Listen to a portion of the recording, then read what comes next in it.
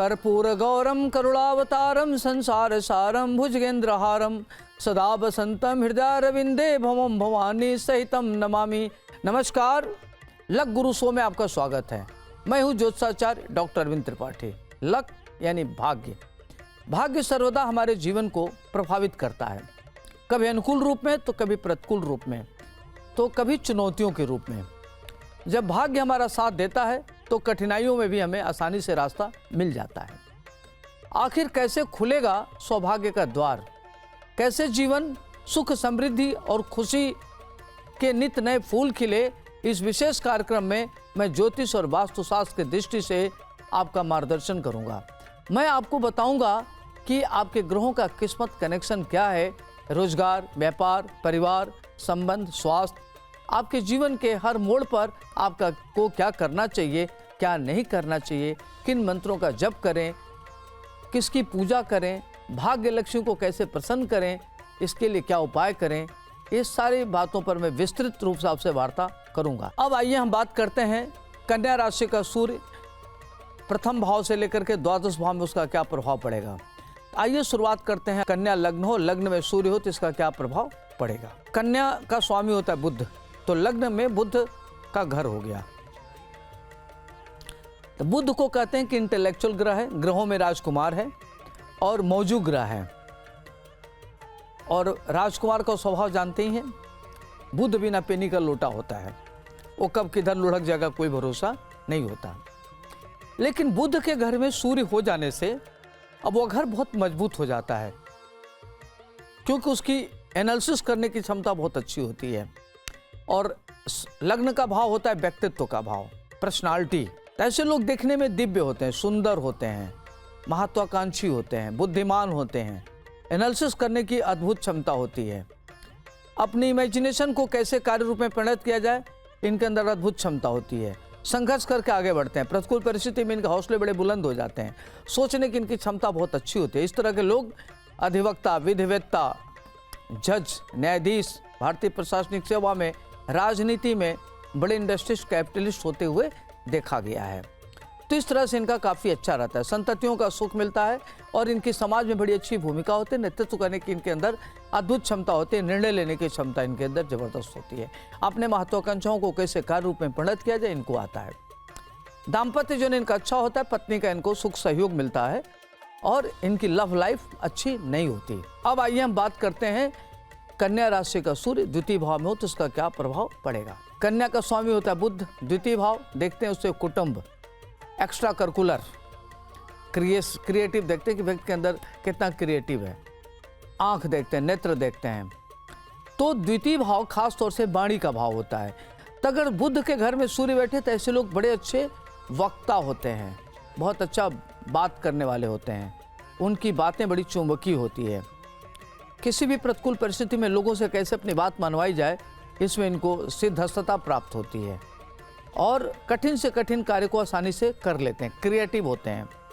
लेखन, गायन, dance, sketching, painting, नृत्य, एक्टिंग में इनकी बड़ी गहरी रुचि होती है और नेत्र की इनको पीड़ा होती है।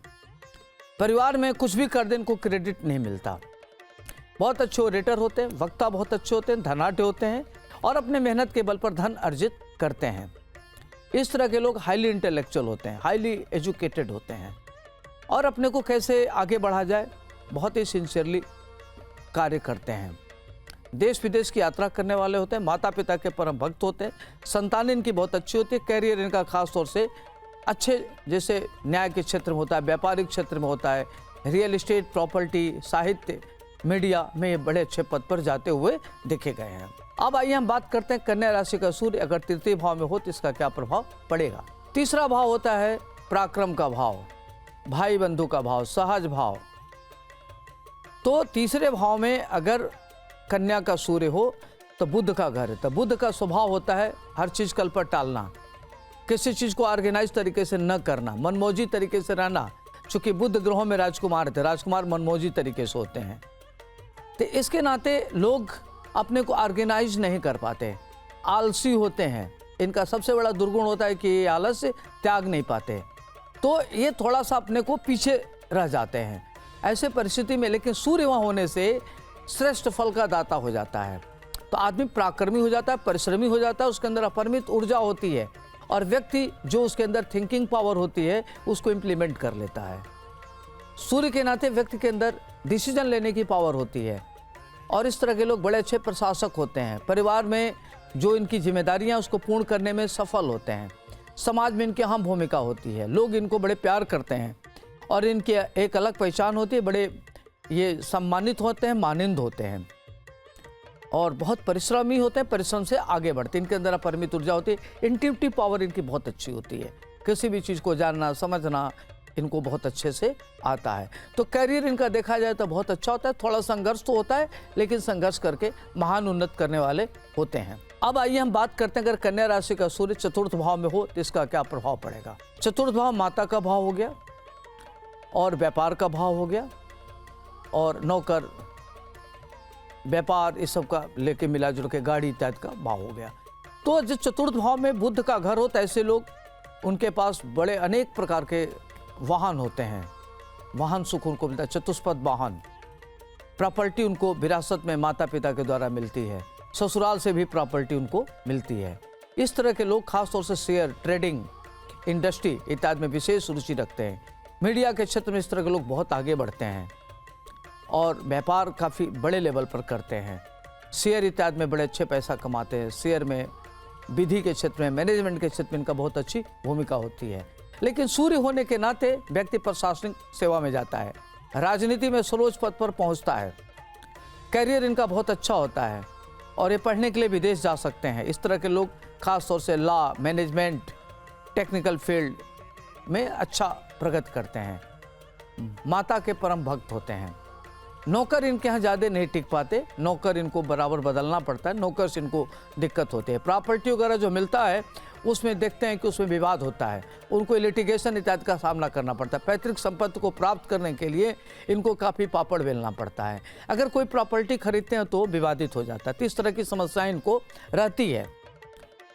और सूर्य का वहाँ होना व्यक्ति राजनीति में उच्च पद को प्राप्त करता है, बड़े इंडस्ट्रिस्ट इनको होते हुए देखा गया है। अब आइए हम बात करते हैं, पंचम भाव में कन्या का सूर्य हो तो क्या होगा। पंचम भाव में सूर्य होने से व्यक्ति, पंचम भाव होता है प्रारब्ध, संतान, तो आपका प्रारब्ध बहुत अच्छा होता है, भाग्यशाली होते हैं, संततियाँ बहुत अच्छी होती हैं।